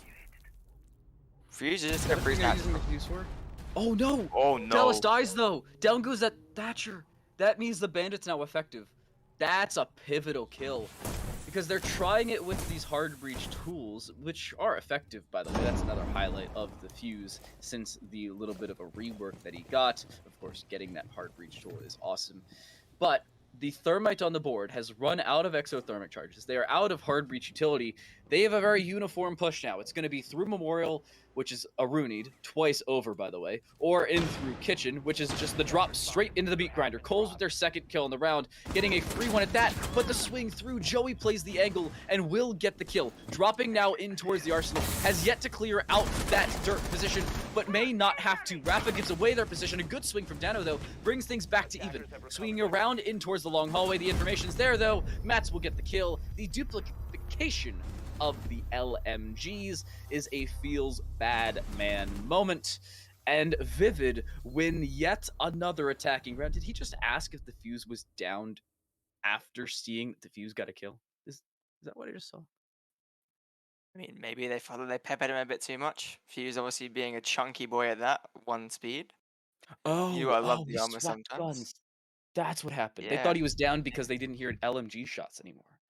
Okay. maybe. I Well, was no, confused. think had LMG as well, though. Yeah, but no, they didn't think they heard the LMGs inside of Arsenal. So Oh, the play there was Coles was playing a long angle across and thought he downed the fuse. That's why he stopped worrying about the fuse and is about to start worrying about the Finca. But the fuse killed him with the pistol. that That's makes a lot how more that sense. one went. Makes a lot more And sense then. swapped from the LMG to the pistol, and he didn't hear LMG shots inside Arsenal anymore and thought he injured him a lot more than he did, and thought he actually DB'd him, and did not, as we saw in chat, and as we saw. Tactical genius, then you could say, from Vivid, I guess. Sure, yeah, we'll go with that one. Completely Totally not understand it. running out of ammo. 5 seconds to go. Yeah. But yeah. You know what I'm saying from Torian? They go for the same thing over and over and over again. They're just, you know, they see it. Okay, you know what, guys? Let's just do this, okay? Defense time, okay? What are we going to do? Do this, do this, do this, do this. Are we going to change anything that we just lost? No, we're not. And it just happens over and over again. They do the same thing over and over and over, and they're losing this round after round after round after round. It should really be 5-0 right now to me. Off these attacks. Have Like, you ever heard of the old meme, what's the definition of insanity? I have. It's a fine meme. So, for all of you unfamiliar, it's the definition of insanity is trying the same thing over and over again and expecting a different result. Now, you do it once or twice, and it's questionable, But yeah, sometimes you change up minuscule things on your defensive side, and it works out. This time, Forever is going to go from the Aruni on towards the Kona Station wielding Thunderbird, the Native American, rather than wherever the heck Aruni's from. I'm not gonna lie to you, no idea. I think she's Japanese, right? I think she's I think Aruni's Indonesian and also Thunderbird is Canadian, but my friend. No way, she's Canadian. No, she's Native American. What? Am I Is she? stupid? I swear Where she's Canadian. is I don't know. I don't know. Thunderbird? I swear. I swear. Debate. Is she Native American? No, not Mozilla Thunderbird, the email. Parsec. No, she is Canadian. Oh, I'm just stupid. I thought she was. Yeah, I thought my knowledge failed me then. Yeah. No, time to light, just completely situationally unaware. Nice job. Yeah. Yep. Blind to light again. Blind to light, situationally aware to light. That's or unaware to light. Yeah, okay. Yeah. Well, we move on. Pretend it didn't happen. Delete the VOD. Yeah. Anyway, digressing from This that. off. There's no way they get this off. They just completely got Impact the trick not coming through with the thermite charge. That is. No, Hey. it came through, but it was late. Dano used it after the thermite went off. What was that? What? Come on, man. I don't know. Again, this Praetorian things, they haven't had the best of defense. Maybe they're just a bit concussed from the fuse charges last round, still lagging through them. I know what happened. I know what happened. They switched out the little brothers onto the PCs in between Yeah, maps. yeah. That was the call. Good bandit trick, though. Good call Was from that Dano. Mum? They don't bring the Mum Thatcher. Sultan. Why doesn't Vivid bring the Thatcher this time? It was relatively useful last time. Forever gets a good C4. Finally, a C4 lands properly for the Vivid side, and effectively at that. Mats is down. That's a good pick early. Nades are off the board. Notably, the Adrenal Surges are off the board. This is a good opener for Praetorian. One that we have not seen at all this game. Yeah, surprising. They actually are going to find the opening pick here, and a good one at that with the C4 coming over onto Mats. It's been very impactful. In fact, top fragging for Vivid as stuns do come through. Praetorian reading from the pressure. Drop does come through. Adapt's going to be down there from Cole's deep arsenal. Dano finishes the job onto Dallas. Mr. Easter finds one Forever. Trades coming through. Definitely favor Praetorian as Mr. Easter looks to walk up. Running off by one to Dano. Gonna get slain by Cole's 3v1 situation. Maybe Jerry all to do, and he's gonna get found by Cole as well. Cole's playing massive from that AK spot inside of Arsenal. Again, an efficient play here from the same position. Again, it's a questionable call on the Vivid side to drop through the kitchen hatch, but this time it's dealt with much better by Praetorian. I don't know about that one for Vivid, but a 4-2 split, hey, that's exactly what you're looking for if you're Vivid. A 4-2 split on the attacking side of your opponent's map pick. It's almost like that's exactly what happened last map. I'm getting like deja vu, but on the other side of sight. You get the point. Yeah, point taken, point accepted. 4-2, good scoreline. But yeah, Church Arsenal gonna be on the cards of Vivid. We did see, in fact, Praetorian take this as their first pick. Obviously, Dano. That we so call amazing clutch, really gifted to him from Vivid, but you know, I can take away anything from Dano there in his initial skill. Obviously, not been having the hottest stuff after that, only finding 2 more picks since that 4v1, but still have to credit him with that one. Good round, obviously one of Praetorian's only rounds, so when you talk about impact frags, that has definitely been very impactful. But bottom floor, as of such, and it doesn't seem like they are actually changing much. Actually, no, I'm waffling here. Maestro and Valkyrie both on the board. Easter as well. Have to give props to Easter. Finding himself actually viable in this game. 4 and 5, obviously. Didn't have the hottest first game. Had an impact this game. Good to see Easter actually finally getting into this one. Gonna find another drone there as well for his benefit. 2 drones actually being lost there from Praetorian. That's rather poor considering the drone we have seen lost there, which is in fact Cole's on the Maverick. Not ideal to lose that one. But yeah, obviously Vivid looking to start their defense with a bang. Both teams bringing in some changes, and I like it, but it's changes compared to your opponents, obviously. So keep that in mind for later. Mr. Easter's on the Valkyrie, and originally went 0-12 through 13 rounds of play, has gone 4-3 since the start of that. So, hey, high five to Mr. Easter for having some effect since we mentioned their downfalls, at least at the beginning of this map. Now, let's see how the extent goes. Joey finds the opener, and that's a C4 up towards the breach inside of CCTV, a pre-placed C4 at that, and they didn't even have a Valkyrie cam on that one. Forever dropping the XD because they've been the opening pick like 94 times. Feels bad, man. I just want to give Forever a consensual hug because that hurts. Yeah, never good just to be first at the board. He hasn't actually played much Siege this game, poor Forever. But yeah, I believe that was actually in fact a pre-place, and that's actually really naughty from maybe Joey just throwing that one up. They're just going to catch one on the entry as we do see Coles here looking just to push down off this drone intel. No odds bet on this blue hold. I don't know what they're going to go for here. Obviously, so many hard breach options, even with Thrower being taken off with those hard breach charges in pocket. We see the Mav, we see the Ace, we see the Thermite. They have really all they need to commit to anything. Obviously, Urbana Band hatches are a bit harder to get, but that should not be an issue. Bombi looking just to challenge down these stairs. Gone 6 in hand, going to get that barbed wire, I believe, unless he did slightly miss. We didn't see through the cast. But Rafa dropping here, looking to breach this back church wall. No one in position to contest him from Vivid as the Ace charge goes through as well. All players now having to right off as Mr. Easter swings out, almost finds a double for his troubles as he swings around as well further. Gonna get called from Mainsters eventually though from Dano on the Ace, but he's still got the different from Moto.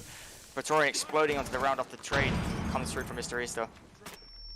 A good swing, actually dropping Coles while they had the nade out, forced the retreat, but not as effective as they originally thought. The adrenal searches will bring Rafa back up to about half HP, and the extra one at the end will bring them to about 70 before they fall, assuming they're still alive, as it's effective. Again, a good position for Vivid to be in as it stands, but they still need to win some gunfights to close out the round. We're getting into the action phase of the action phase. The final 40 seconds in the 30-second meta is all to play for, as they all say. Good flash forces away the Maestro, and then Alda becomes completely ineffective. The swing through with the LMG, allowing the plant to go down as Rafa goes completely uncontested behind the church bar. This is a good position for Praetorian to be in the retake as well. Vivid do not want to handle a lot of these gunfights, and with 3 different players in 3 different positions, Adapts will fall, as will Dallas. A good double from Rafa, dropping both of them as Praetorian finally pick up a strong round here on Clubhouse. I mean, I cannot say a bad word about Rafa over these 2 maps. You know, he had an exceptional performance inside the Oregon, now showing up as well on the Thermite. That is what you want your hard breach to do in those situations where you need to rely on them in a pinch. And what has Rafa done there? Rafa's found a triple on that round, found the entry of the motor, and then also found a double from diffuser post plant. Amazing. But time, do you reckon we will see an attacker side of Clubhouse here? I mean, it's always possible to see attacker side at anything. It depends on how confident the teams are on said attacking side. And as it stands, it seems that Vivid were much more confident on the attacking side than they are on the defense. I'm gonna look at some of the stats we have, because I'm a man that loves statistics for obvious reasons, because stats are always nice. Looking at some of our statistics, we see that bans are massive for Praetorian specifically, and I'm going to say specifically because these are always important, in terms of that Hibana. I know you brought up the Hibana earlier, but Praetorian specifically designated themselves onto other hard breaches, and that shows that they have a good plan on the attack. Now again, this is their map pick, so you'd expect them to be a little bit more confident on the attack compared to their opponent, but Vivid looked pretty good on their own attacking side, so you never really know. One other note is we are seeing the Frost for the first time. I like this call. This is a little different than what we've seen for the entirety of this series, but you can put the Frost in very awkward positions, notably under rotates in through Logi from construction and in through bathroom from that long hallway and the jacuzzi ball. That's that other one, by the way, in through Logi. I like that Frost mat. It really catches some people off, but it's used by everybody, so it's stopped catching people off as much as it used to. I mean, also, as this game has been playing as it has, with as much little intel, this game has been very intel poor, if you would agree with that. But I feel like with Frost on the board, Praetorian have almost conned themselves into getting killed by a Frost. Obviously, we talked about it so much. So for a Frost kill to not happen here, it would almost be a crime. It would almost be a crime. It was a crime for there not to be a Frost map to get some player here. You know, it's unbelievable. Also, Alibi here as well. Alibi, in my opinion, is almost just a gun. You just bring it from that MX4 Storm, and obviously the shield as well is always nice. But yeah, the MX4 Storm is an absolute shredding machine. In the hands of Joey, who has been insane both these games, what more can you expect? What do you think? Have you seen? Wumby brought it up in our production chat. Wumby's our observer. Again, awesome dude. Highly recommend following him. I think it's at Wumby something on Twitter. When I look it up. Joey, by the way, dies. That's unnecessary fight. You should have the information. Taking this position, it's already a minute and 15 seconds into the round. But as the opening kill already goes the way of Praetorian, are we seeing OT? Are we not seeing OT? Is this going to be a massively attacker-favored attack? Well, if I Praetorian think we are. carry on the way they're going, I feel like OT is definitely on the cards. Just whether Vivid can pull 2 rounds out of this. Because obviously, again, I've also just cursed Joey as well with the Alibi, saying it's a gun. Joey's been playing insane. What does he do? He goes and dies on the swing. You know, Cole's just better, I guess. But even still, wherever you look at this, both players having good. And as I said that forever, takes down Adapts. 3v5 for Praetorian, not going too well for Vivid on these defenses. Obviously, they took attack first, evident wise. Bombi finds another one as I'm speaking onto Easter. 2v5. the question isn't do we go to OT, is do Vivid send us to OT? With how good Praetorian are looking on their attacking side, it's really on Vivid to send us to an overtime. Because Praetorian have the advantage. They're about to tie us up on their own map pick. They do. And in flawless fashion, they send us to OT on our own map pick, and they're situationally aware. Watch this. He's going to get the kill, jump through, look down, and shoot. He was aware of the frost mat. His teammate actually just ran into the frost mat after time. But again, I digress. Praetorian looking very good on their attacking side. They need 3 rounds. Of the next 4, they need to win 3 of them. It's certainly a possibility. I think it could happen. It depends on whether Vivid try similar things over and over, and they're going back to the same site with the exact same composition. Notably, we are seeing one change adapts. No, we're not. No, there's no change, my No, friend. There's no, no we're not. change. You know, it's almost like deja vu. To locate and defuse as You know, many bombs as just they happening. You know, from Praetorian's defense over. Just both these teams not willing to change, very change resistant. It's just they're not liquid, they're insolvent. But is what it is. Frost being played again.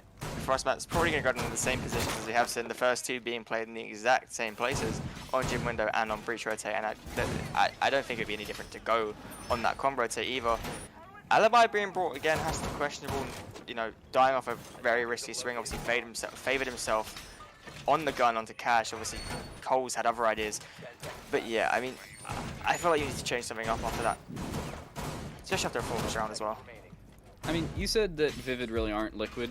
That's no more true than looking at our current situation in terms of this game. If Liquid was playing, then they'd win 2-0 and it would have gone 7-0, 7-0. Because, Liquid's going to the 6 major.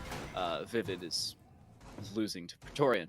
So, see that as you will. Mostly a joke as to name puns. I've always loved name puns. Unfortunately, a lot of these players don't give me many name puns.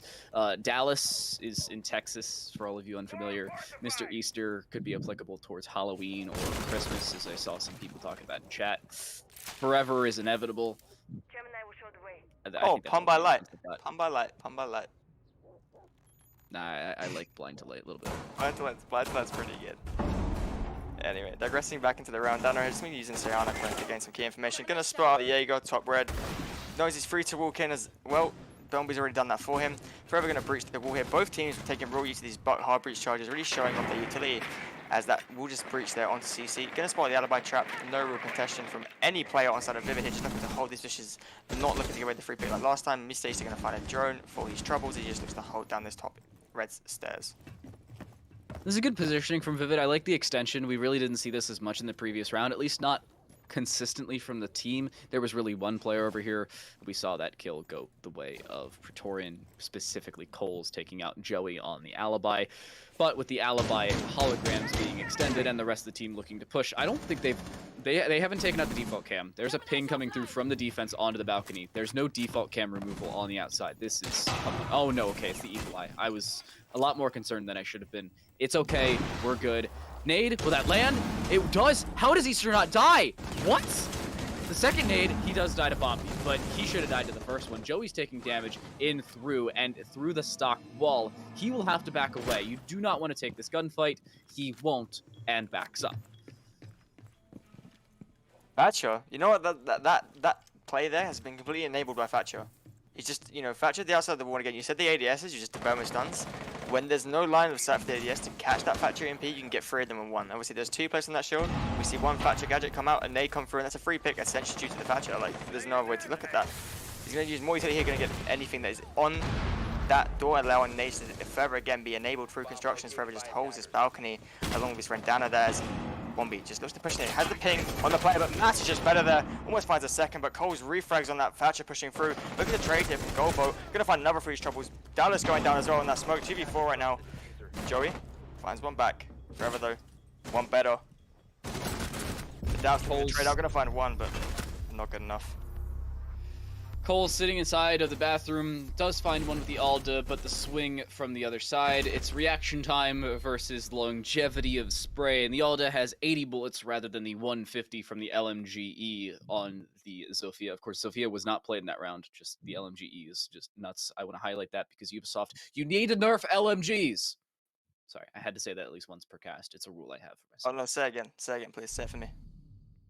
Nerf the LMGs. I would bring up my sound. I have a soundboard that literally has me saying nerf the LMGs, but I have my stream deck, disabled because companion exists. I Attackers need to digress. But locate you and get the general defuse idea. as many Praetorian, it bombs was a as good they can. attack. I like their attempt at that. It took them a little bit longer than I would have liked to see, especially from them specifically, to initiate their attack. There was only 35 seconds left on the round. And a lot of that is because of how long the delay was in the CCTV, red, and construction side. It was good defense from Vivid on that to really waste a lot of time. And that's one thing that we missed in the previous few rounds. But in the end, still unsuccessful. Still a round win for Praetorian. They are 3-0 in the previous 3-4-0 if you count back to the first half as well. I'm liking how they're looking. They're looking a lot better than they were the first half of play. In all fairness, the sides have switched, and this is, again, Praetorian's map pick, so you'd expect them to do a little bit better than a, 4-2 loss at half. They have instead turned that back the other way. It's already 3-0 in this half specifically. I mean, any initial momentum that Vivid had from winning those attacks early on has completely dissipated now. They have nothing left. They really need to find this round right now. If not, they're facing match point with 2 rounds in a row. Obviously, not winning a single round on defense, that is incredibly hard to do. And I have to question whether CC is the side. Obviously, they haven't had luck anywhere else, so it's fair enough for them to try it, but I just feel like CC is so weak right now. 2 players here playing side construction to take the challenge early. Dallas, Bombi is very aware of that. He's going to hurt you a lot more than you're going to hurt him, as Adapt just does rotate back there. Maybe Dallas not aware of how far Bombi had in fact pushed up inside of Master, but still very questionable swing from the mute. 1-for-1 trade, though. They actually trade each other. Not a 1-for-1 like you normally see, where one person gets a kill into somebody else and somebody else gets a kill onto the first. It's a direct trade of kills. Dallas stays alive for a small period of time and is somehow going to stay alive. They're not going to finish him off. In front of the breach, he's going to be perfectly fine. Somebody, again, go buy him a lottery ticket. There's no way you should be able to stay alive there. He does. Good trades overall for Vivid. Coles dies early, and the first time thus far as well. I'm a little surprised that Coles dies early compared to what we've seen before. Has gotten 5 at least kills in the previous 2.5 rounds. Good starts for them, but they need more out of this attack. Rafa getting just that. I mean, if you're looking for one player to pop of it, is definitely Rafa. Rafa having the biggest impact on this hard support this game. Really been, whenever Praetorian need a player, Rafa is there to step up. We saw it on the church tag. As I say, that Bombi as well steps right up and takes Joey's head clean off. Obviously not a headshot. I don't know if I say clean off because obviously just really batted him down with the body shots there. But still, nevertheless, Maestro will fall 2v3 as. Both players here just look to hold, off this construction pushes. All players now from Praetorian situated towards this construction side. However, they have an easier job to just isolate these players. Bombi really wants to find this kill on his Ruffles as Forever does rotate around towards the CC side of breach. Mats the jump, that was ballsy, and he'll die because of it. Forever sitting outside of the breach will get that kill, and it's down to Adapts. 1 versus 3, looking to get the first onto the buck. He's unsuccessful in doing so. Forever will find the frag, a double to close out the round, and put Praetorian onto match point to win it 2-0. They're in a good position to do so as well. They've got 2 attempts at it, looking to replicate their previous success on Oregon, make it a 7-4, 7-4, and a 2-0 at that. Yeah, Praetorian really not stepping off the gas here. I feel like Vivid has almost enabled them though with these defenses. Very questionable decisions from them. Obviously, we did see at one point 3 members from Vivid inside of CCTV just to bail out Dallas's misplay onto that window. And again, Dallas just getting over aggressive on. I feel like a lot of angles that just really weren't needed that round time. What do you think? Attackers need to locate and Do you defuse think Vivid bombs. stay alive? No, I don't. Wow. I don't think they do. Wow. I don't. That was a very cold no. I'm sorry, Vivid, but I don't think they do stay alive here because I mean, look at the form Praetorian have been in. You cannot ignore 4 straight rounds. They've already done what Vivid did on their attacks in 4 rounds where Vivid needed 6. I said at the start, I said that Praetorian would 2-0 this game very confidently, and obviously we're seeing this 6-4, obviously not as confidently as I would have liked them to, but I don't know why I said liked them to, but it's not as confident as I predicted them to. But even still, we're seeing 6-4 now, not a single round on defense of Vivid. They're going to go back 10 seconds left. to the CC side, which in my opinion was actually one of their worst rounds just then. 5 seconds And they're going to try again. Obviously, they are going for this aggressive master hold.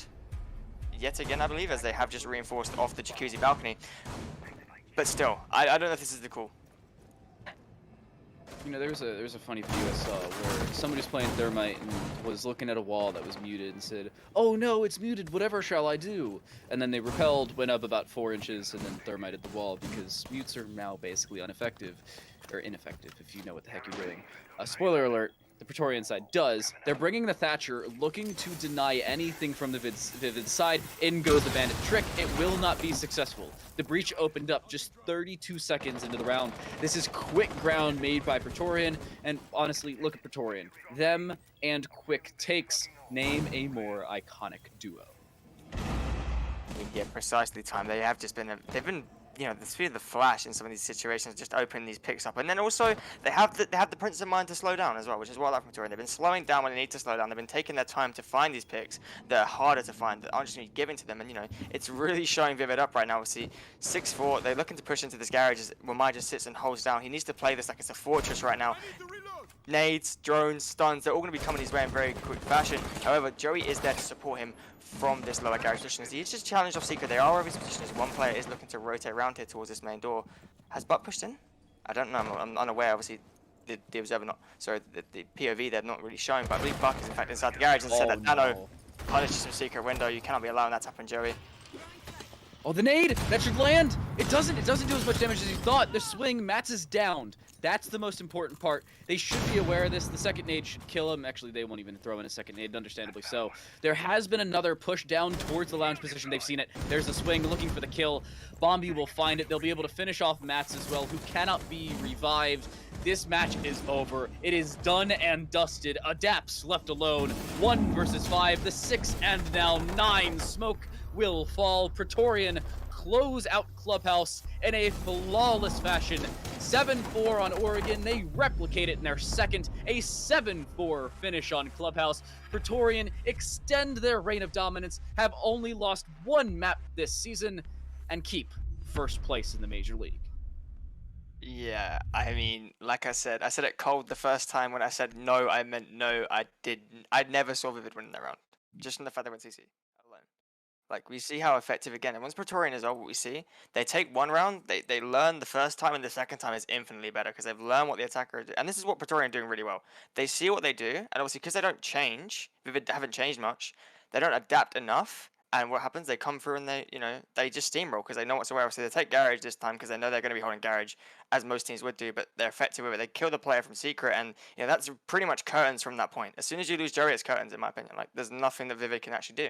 And again, we see a flawless, attacks come through from Praetorian. Like, Vivid absolutely outclassed.